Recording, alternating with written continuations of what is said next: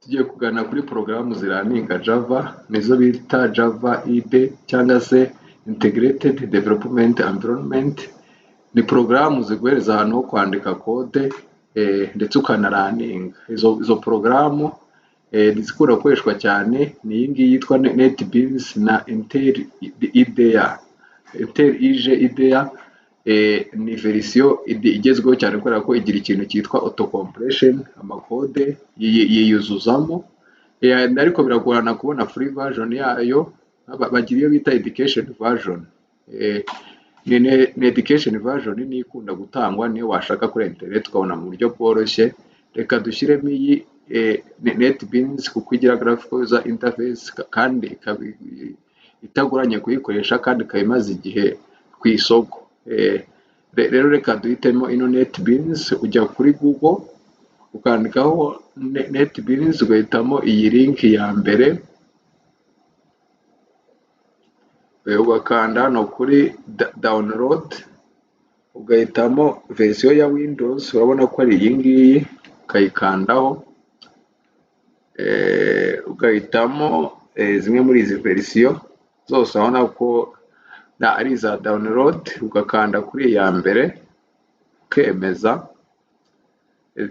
Tugiye kudownloadinga ugakanda start download. Reka mbe nshyizemo pause kugira ngo download yuzure. Iyo umaze kudownloadinga application yawe, ikiba gikurikiyeho ni ukuyifungura. Ukanda hano kuri open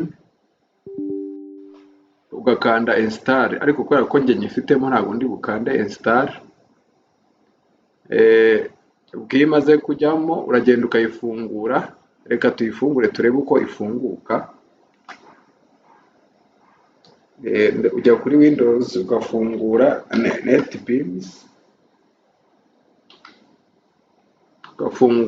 NetBeans,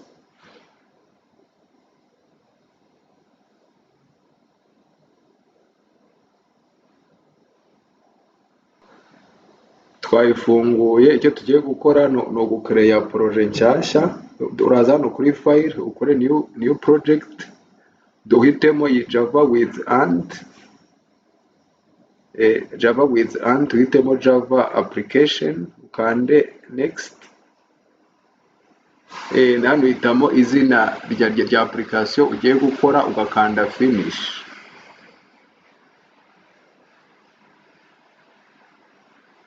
Ugategereza. Urabona ko porogaramu yanjye ifungutse. Ushatse washyiramo agakode kamwe. Tugiye gushyiramo agakode kamwe kugira ngo turebe ko porogaramu iza kuraninga. Ndahari kode ihamagara amagambo hanze bayita system. Ukandika S mu nyuguti nkuru. S igomba kuba iri mu nyuguti nkuru.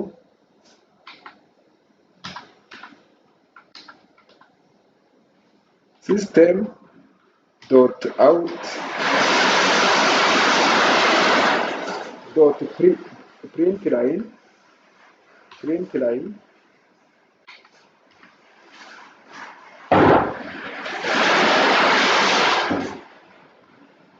tukandikaho amagambo dushaka ko aza hanze.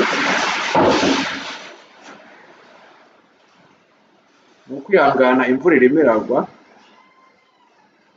Ugashyiraho aka kamenyetso gasoza porogaramu yawe, ubundi ukaraninga.